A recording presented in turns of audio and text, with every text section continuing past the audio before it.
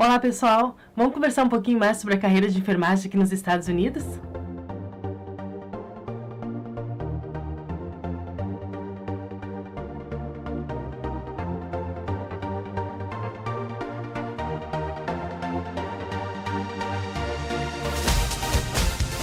Para quem não me conhece, eu sou Janice Campbell, sou formada pela Universidade Federal do Rio Grande do Sul e já fazem mais de 8 anos que eu trabalho como enfermeira aqui no estado de Nova York.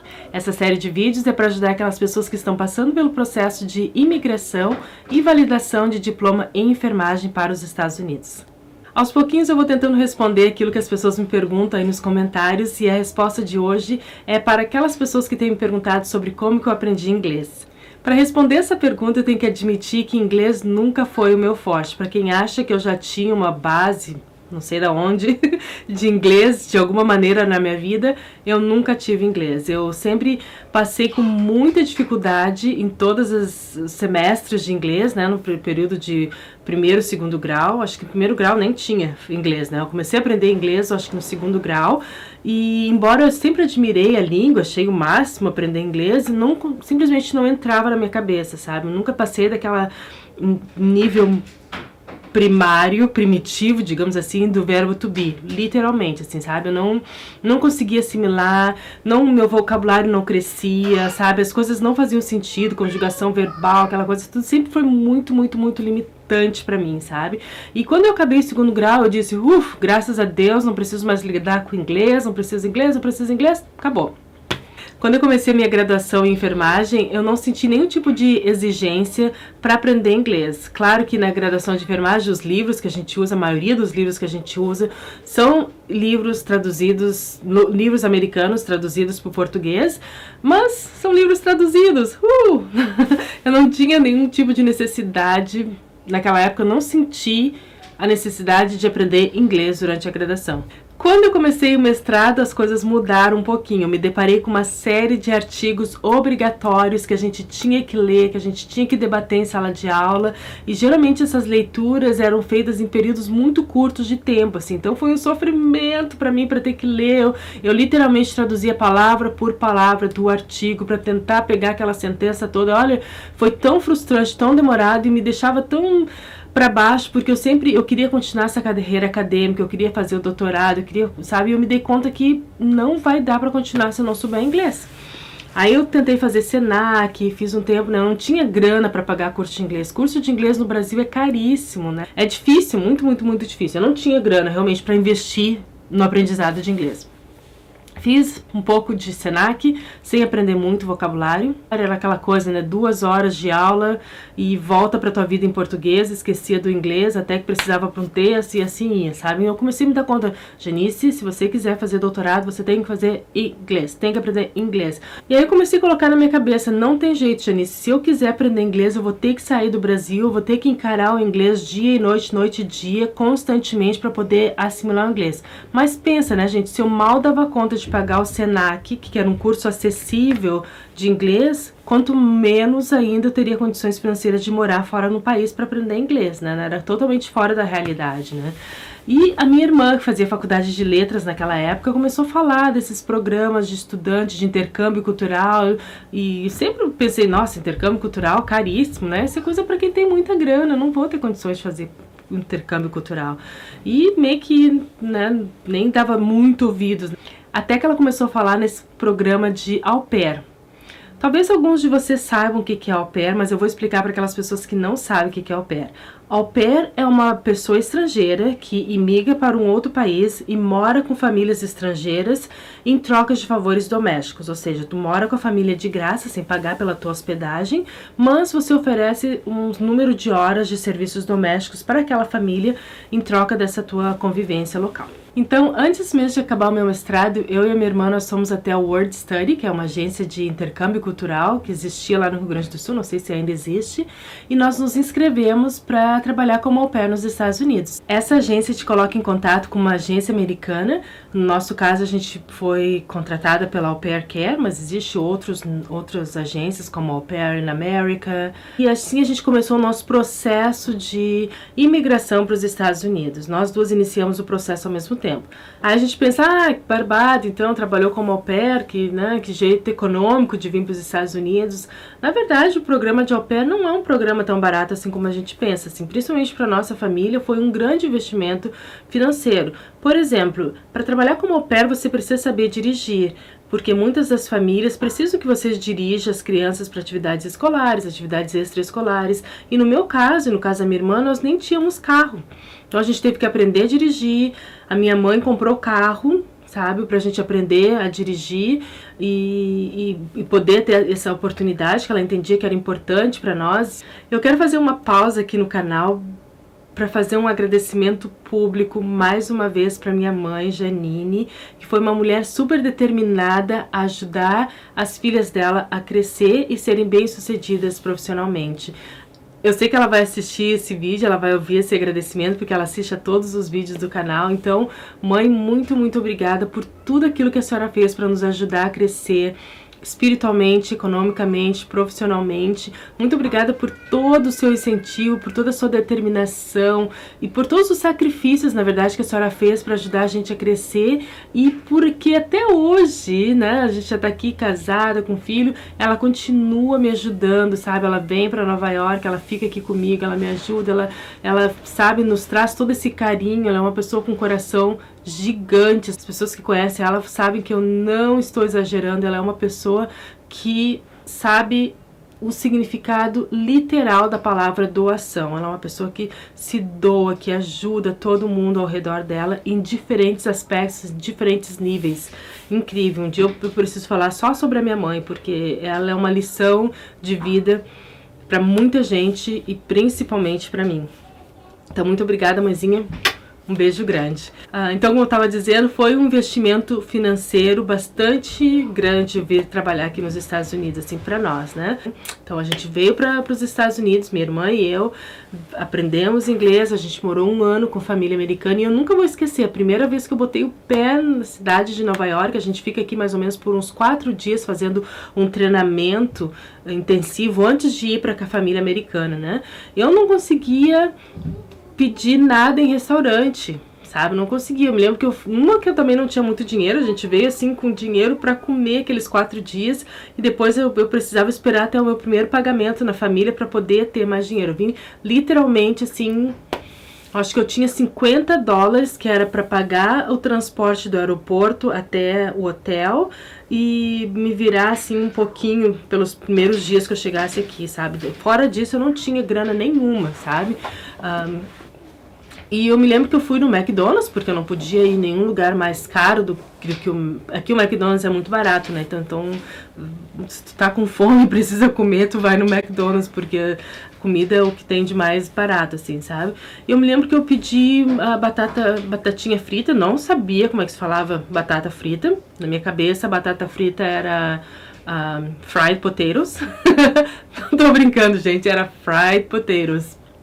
E eu queria pedir sal pra colocar na minha fried potatoes. Ai, foi um fiasco, gente. Sei que eu desisti de pedir sal porque a mulher não entendia eu falando a palavra salt. De jeito nenhum, nunca saiu. Até hoje eu sou meio traumatizada com essa palavra salt. Não entendia, e eu acho que Coke era o que, né, era o que eu conseguia falar ainda também um pouquinho mais. Não tô brincando. Foi assim que eu cheguei aqui nos Estados Unidos para aprender inglês. Sabia o básico, muito obrigada, bom dia, com licença, essas coisas assim, né? Sabia, mas foi bem do zero, assim. Quando eu conheci a família que eu ia ficar, eu acho que eles até se decepcionaram um pouco, assim, com o meu nível de inglês. Primeiro que a gente tá super nervosa, muito, muito nervosa, e depois que eu não sabia mesmo, sabe? Não sabia direito nada. Mas eles foram super pacienciosos, foram explicando tudo. Até as crianças, né? A gente tem que ter uma grande humildade, assim, porque tem uma criança de 4 anos, no meu caso era uma criança de 4 anos que eu cuidava, me ensinando inglês, sabe? A gente jogava jogos, sabe, de tabuleiro, assistia desenho. Naquela época não tinha Peppa Pig, mas eram outros cartoons, assim, outros desenhos que a gente assistia de novo, e só de ouvir a mesma palavra, de novo, todos os dias, brincar das mesmas coisas, tudo isso foi aumentando meu vocabulário, aumentando a minha escuta, e o inglês vai se formando, assim, dentro da cabeça da gente. Televisão, eu ligava a televisão, era só não entendia uma palavra que estava sendo dita no noticiário. O rádio, gente, era, sabe, acho que era que nem ouvir chinês, russo, sabe? Nem sabia se estavam falando inglês mesmo, sabe? Eu ficava pensando, gente, como é que eu vou aprender? Eu vou sair daqui sem nunca entender rádio, sabe? E as pessoas me falavam, assiste bastante TV, assiste as notícias, escuta a rádio todos os dias. E eu falava assim, tudo bem, né? Vou fazer o que estão dizendo, tudo que estão me dizendo eu vou fazer. Escutava a rádio todos os dias, sabe? Dormia, naquela época a internet não era boom, não tinha tanta internet, né? Não tinha mesmo, assim. Eu vim pra cá em 2004, existia internet, mas não era popular como era hoje, sabe? Mesmo, então não era grande coisa, assim. Pra ligar pro Brasil eu usava cartão, sabe? Um cartão que comia teu dinheiro rapidinho, assim, não tinha Skype, não tinha WhatsApp, não tinha nada dessas coisas que a gente usa hoje, né? Não tinha. Então foi uma outra época, uma outra realidade, assim, eu me afastei realmente bastante da minha família no Brasil, por causa dessa limitação de comunicação. Eu ligava, mas não com tanta frequência, e escutava a rádio todos os dias, só na existência, assim, só no amor mesmo, porque não entendi o que estava sendo dito nos rádios, assim, né? Não entendi o que estava sendo dito nos rádios. Até que eu acho que depois de uns 6 meses morando aqui, eu comecei a pescar as palavras. Ah, tá falando sobre isso, ah, tá falando sobre aquilo. E incrivelmente é como se, no começo é como se tivesse um turbilhão de palavras na tua cabeça, uma Babilônia, que tu não consegue entender nada. Depois de 6 meses, as coisas começam a fazer um pouquinho de sentido, assim, sabe? É como se estivesse passando uma peneira e vai ficando só algumas palavras, né? E tu consegue entender aquelas palavras que estão sendo ditas. E assim o inglês foi crescendo dentro de mim, assim, eu fui conseguindo aprender mais. Como parte desse programa de intercâmbio cultural, as famílias americanas, elas são obrigadas a pagar um número X de horas de estudos para as au pairs, então eu fui para a escola, eu consegui fazer cursos de inglês aqui, e foi realmente um ano muito, muito produtivo, assim, eu realmente pude aprender inglês. Eu fiz o que eu sempre sonhei, que era mergulhar na cultura e aprender inglês. Gostei de estar aqui. Eu tinha um calendário no meu quarto e eu marcava todos os dias, que eu já não via a hora de voltar pro Brasil, assim, não gostei da cultura, não gostei da comida, eu sentia muita falta da minha família, muita falta, não fiz tantos amigos, fiz bons amigos, acho que eu fiz, assim, uma mão cheia de bons amigos, sabe, naquela época, mas eu sentia muita saudade de casa, assim, sabe, não via a hora, assim, de voltar pra casa, e foi isso mesmo que eu fiz. No final de um ano de intercâmbio cultural, eu voltei pra casa, assim, dando graças a Deus que eu não estava mais nos Estados Unidos, assim, porque foi um período de muita solidão pra mim.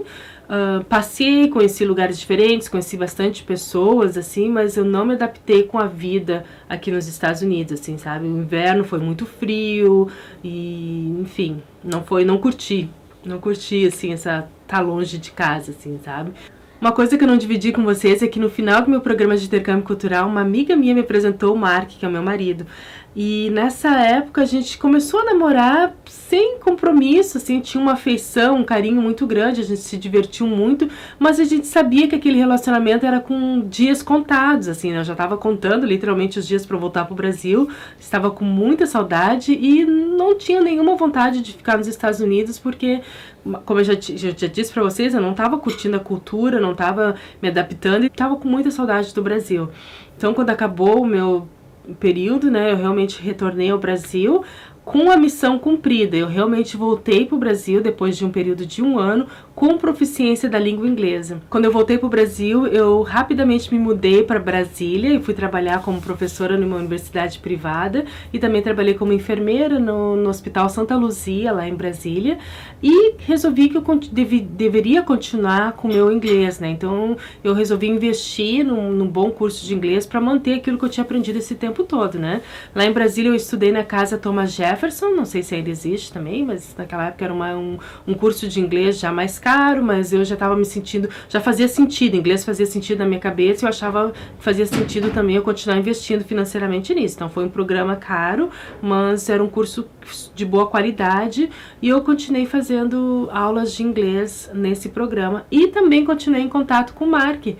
Continuei em contato e, como eu sempre tinha esse sonho gigante de casar, de ter filhos e tal, eu fui alimentando esse relacionamento, nós fomos alimentando esse relacionamento à distância, na minha cabeça, com esperança de que um dia ele mudasse para o Brasil e fosse morar comigo lá, o que obviamente não aconteceu. Hoje eu tô aqui de volta a Nova York, essa é uma outra história para um outro vídeo. Mas quando eu vim pela segunda vez, né, depois de casado, então para os Estados Unidos, eu já vim com uma proficiência em língua inglesa e comecei a estudar para a prova do NCLEX. E algumas pessoas me perguntavam assim, sabe, você já era fluente quando você fez o NCLEX? Sim, eu já era fluente em inglês, mas eu tive que aprender muitos termos médicos, eu tive que aprender muito. Até o meu livro do NCLEX está aí no Brasil, que eu emprestei para um amigo meu, é tudo traduzido. Eu traduzi basicamente todo o meu livro do NCLEX para entender algumas palavras, alguns termos médicos que não faziam parte do meu vocabulário de fluência inglesa, no caso, né? Então, foi mais fácil para mim fazer o NCLEX, porque eu já conseguia ler o livro, né? Mas o meu vocabulário cresceu muito no processo de estudar para o NCLEX. Então, mais ou menos isso. Esse é um resumão, um vídeo que já ficou super comprido, mas foi assim que eu aprendi inglês. E eu faria tudo de novo, porque foi o método que funcionou para mim. Eu acho que muitas vezes, para atingir um sonho, a gente tem que sair da nossa área de conforto, né? A gente tem que acreditar que uma transformação é possível, a gente tem que acreditar naquele processo. No meu caso, eu acredito em Deus, eu acho que Deus tem tudo perfeitamente planejado para a vida da gente e a gente não consegue ver o final da estrada, né? E foi dessa maneira que eu aprendi inglês, então foi através do mergulho na cultura norte-americana, foi através de um programa de intercâmbio cultural. E pra gente ter uma ideia, né, tem coisas na vida da gente que a gente só consegue planejar até um certo nível, né? Eu queria muito aprender inglês para voltar pro Brasil e fazer meu doutorado e tocar minha vida lá no Rio Grande do Sul, perto da minha família. E como a gente não consegue planejar cada passo da nossa vida, eu acho que a gente tem que ter um certo jogo de cintura para aceitar esse desenrolar da nossa caminhada profissional, da nossa caminhada espiritual, da nossa caminhada pessoal com outros seres humanos ao nosso redor, né? A gente não consegue planejar tudo, então acho que aprender inglês para mim é uma prova disso, assim, nunca pensei que eu consegui, e a consequência desse aprendizado foi algo totalmente inesperado, que foi todo esse processo de imigração e morar em outro país e conhecer uma pessoa, formar uma família americana. Hoje eu tenho filhos americanos, algo que eu nunca me imaginei, né, que fosse acontecer na minha vida. Quando a gente tem a serenidade para enfrentar com atitude positiva todas essas coisas que a gente não planeja na vida da gente, que nos levam a resultados inesperados, eu acho que a gente consegue viver com mais alegria. Por exemplo, eu nunca sonhei em poder estar aqui hoje falando com vocês, dividindo a minha história de vida. Eu nunca pensei que a minha história de vida seria essa. E eu também não sei o que vai acontecer amanhã.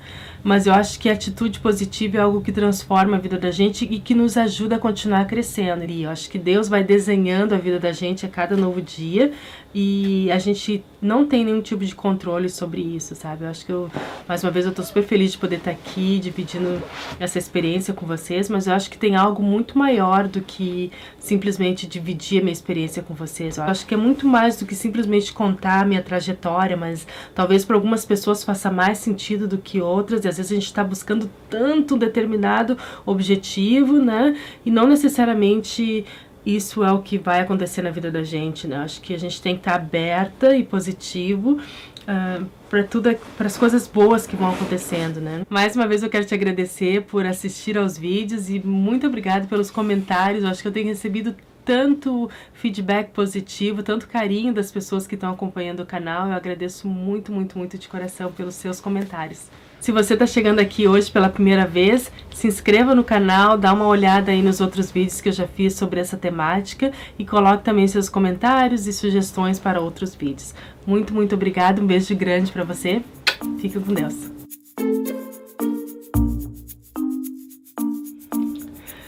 A minha mãe é uma mulher brasileira guerreira que sempre fez de tudo para ajudar as filhas dela a crescerem enquanto seres humanos, crescerem espiritualmente, crescerem socialmente, crescerem profissionalmente. Então eu agradeço muito de coração.